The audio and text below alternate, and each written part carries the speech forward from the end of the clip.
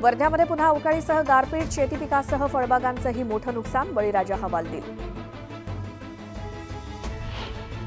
पाणी टंचाईनं भाजीपाल्याला महागाईची फोडणी, भाज्यांचे दर वाढल्यानं गृहिणींचं बजेट कोलमडलं. तुळजापुरात डेंग्यूचं थैमान, आरोग्य यंत्रणा दुर्लक्ष करत असल्याचा नागरिकांचा आरोप.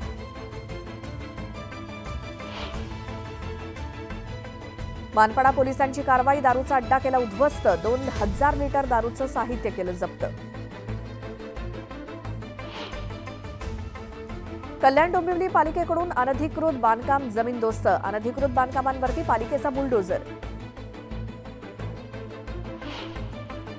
वर्ध्यामध्ये 11 अट्टल चोरट्यांची टोळी गजाआड, स्थानिक पोलिसांच्या कारवाईत 5 लाखांचा मुद्देमाल जप्त. उपविभागीय अधिकाऱ्यांनी सुट्टी मागणाऱ्यांसाठी लढवली अफलातून चक्कल, दाराच्या पाठीवरती चिकटवला कागद पाहून कर्मचाऱ्यांची माघार.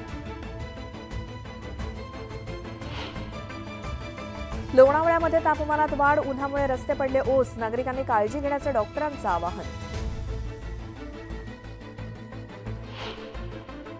देहूमध्ये तुकाराम बीचच्या निमित्तानं प्रशासनाची तयारी सुरू, महाराष्ट्रातून लाखो भाविक सोहळ्यासाठी दाखल.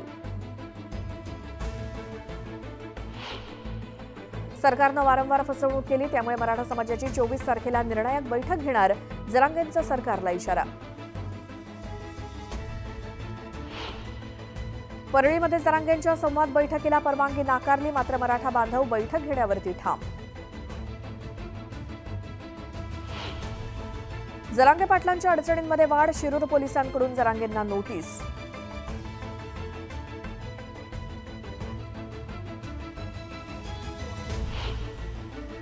मराठा आंदोलनातील गुन्हे मागे घेणार, अदखलपात्र गुन्हे देखील मागे घेण्याची मुख्यमंत्र्यांची तयारी.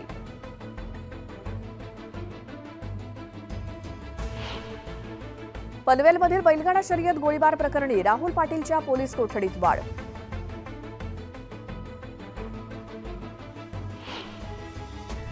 ठाण्यामध्ये 27 कोटींहून अधिकचे अंमली पदार्थ जप्त, ठाणे पोलिसांची मोठी कारवाई.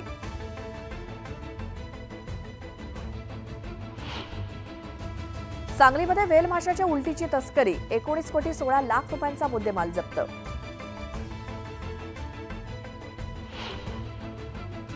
सांगवी परिसरातून ड्रग्ज जप्त, 20,90,000चा मुद्देमाल हस्तगत, कारवाईत 5 आरोपी पोलिसांच्या ताब्यात. आणि बीडच्या कन्हेरवाडीतील ग्रामस्थ आक्रमक, पाण्याच्या मागणीसाठी केलं धरणं आंदोलन.